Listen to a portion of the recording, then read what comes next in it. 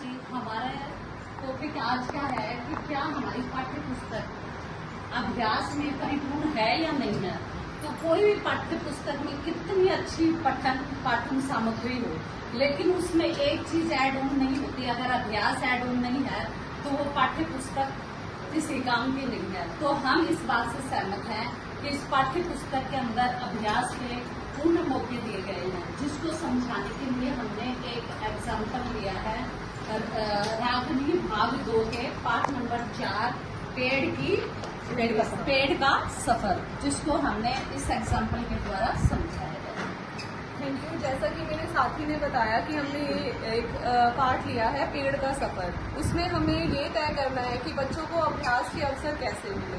अब अभ्यास कई तरह से होता है, मौखिक अभ्यास, लिखित अभ्यास, सृजनात्मक अभ्यास, करके सीखना। तो हमने एक टॉपिक के जरिए सारा कुछ इसका एक्सप्लेन किया है। जैसे कि मौखिक अभ्यास के अवसर कैसे मिलेंगे, वो मेरी मैम एक साथी मैंने बताया। मौखिक अभ्यास के द्वारा हम बच्चों के साथ डिस्कस करेंगे कि पेड़ का सफर किस तरह एक बीज से शुरू होता है और स्टेप बाय स्टेप उसकी क्या क्या प्रक्रियाएं होती हैं। मौसम के हिसाब से खाद, पानी, सूर्य का प्रकाश के मतलब लेते हुए किस तरह वो बड़ा होता है। तो पहले एक बीज, फिर कोपल निकलती है, फिर एक तना बनता है और फिर वो उसमें फल फूल आते हैं और फिर उसके अंदर पक्षियों के घोंसले, झूले, मतलब उसकी छाया आती है और भाई सब उसके नीचे मतलब बैठते हैं, छांव का यूज करते हैं, फल फूल का यूज करते हैं। हमने एक कहानी के जरिए बताया कि पहले एक बीज था, वो ऐसे ही गिरा पड़ा था, उसको कोई देख नहीं रहा था। एक कहानी के जरिए हमने बच्चों को समझाया कि उसकी तरफ जब किसी ने नहीं देखा तो आंधी आई, आंधी में उस पर पड़ी और थोड़े ही दिनों में जब उसे अंधेरा फील होने लगा कि यहाँ पे तो बहुत अंधेरा है, मैं कैसे सरवाइव करूँ, आगे कैसे बढ़ूँ, तो फिर उस पर सूरज की धूप भी पड़ी और उसे बारिश मिली तो उसमें से कोपले फूटने के बाद जब सूरज की धूप और पानी और खाद उसे मिल गई तो फिर वो एक नन्हा पौधा उसके रूप में बनकर तैयार हुआ। फिर धीरे धीरे उसकी जड़ें फैली और तना बना वो और एक अच्छा पेड़ बनकर तैयार हुआ। उसमें फूल और फल लगे और फूल और फल लगने के बाद जब वो एक छायादार वृक्ष के रूप में विकसित हो गया, उस पर कई पक्षियों ने अपना डेरा जमाया और बच्चे उसकी छाया में खेलने लगे, उस पर झूले पड़ने लगे। इस तरह से हमने बच्चों को पूरा एक कहानी के माध्यम से एक्सप्लेन किया और बच्चों से कहा कि आप भी ये कहानी हमें सुनाएं। तो इससे मौखिक अभ्यास के बच्चों को अवसर मिले। अब लिखित अभ्यास के अवसर न लिखित अभ्यास के लिए हमने बच्चों से कहा कि वो एक बीज बनाए, पिक्चर के माध्यम से हम उसको सारा कराना चाह रहे हैं। जो पिक्चर हम बनाते हैं वो भी लिखित की उसमें आती है ना।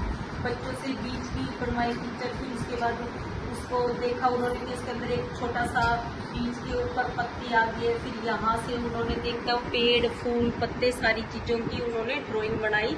तो इससे उनका लिखित अभ्यास हुआ।